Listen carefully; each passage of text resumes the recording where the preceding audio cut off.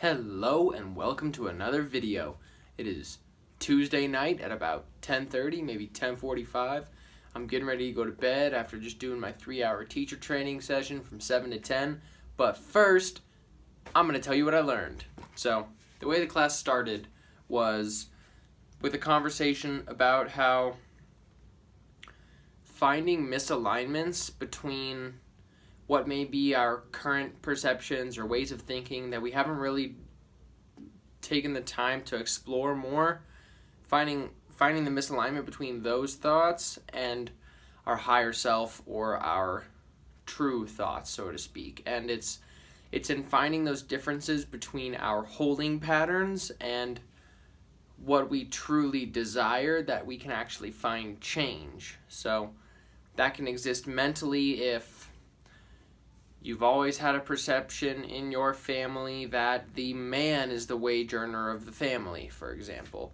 And then you're married with a woman, you're thinking about having a kid, and neither of you wants to sacrifice their career. And you have to really challenge that belief and then come to, you know what?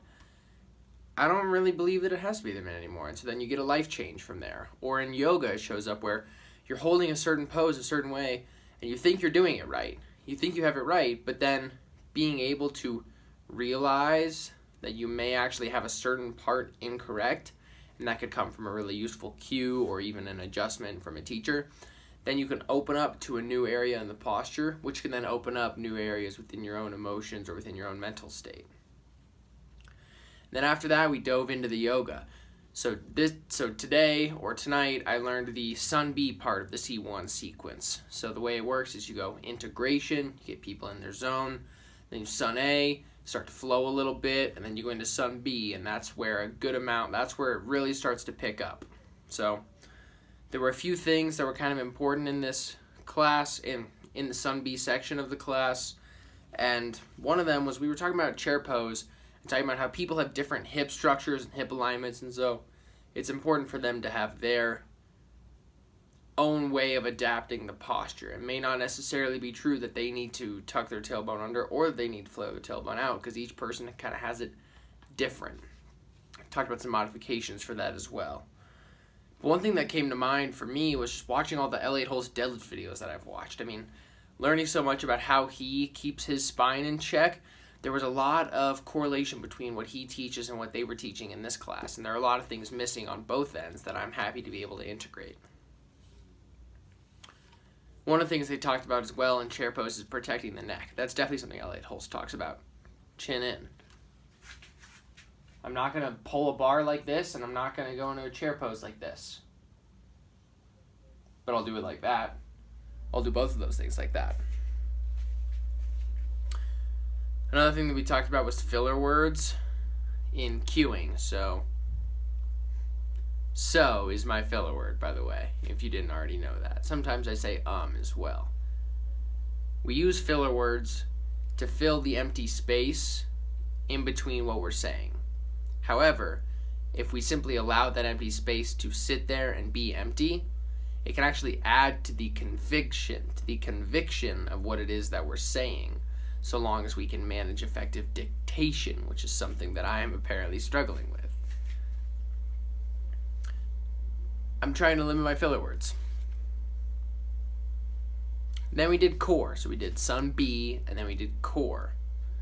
Now, part of those preconceptions that we were talking about before, I have a preconception towards the core part of core power yoga classes that it's egoic, it's done, for a six-pack ab or something like that, or for six-pack abs, abdominals. And I learned some new things about the core sequence and why it's in there and why it's actually really beneficial.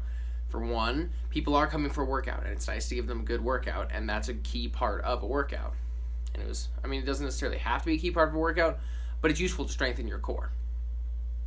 Second, it gives a break from being on your hands and being on your legs. Your hands, your shoulder girdle, your upper spine, your legs, your ankles, your knees, they all get a break when you go into this core sequence, which is definitely beneficial because after that you get into a few other sequences which are definitely intensive.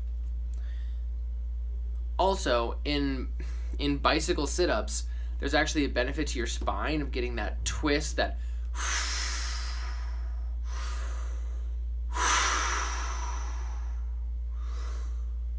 if you do the twist, especially with that full breath, you get actually a lot of detox going on in the body. And I learned this, when you twist the spine like that and then pull it back, you wring out fluid and then bring in new fluid and fresh minerals. So it's a way to detox your discs within your spine. Apparently. I mean, I haven't read the research on that, but that's what they had written in their teaching book.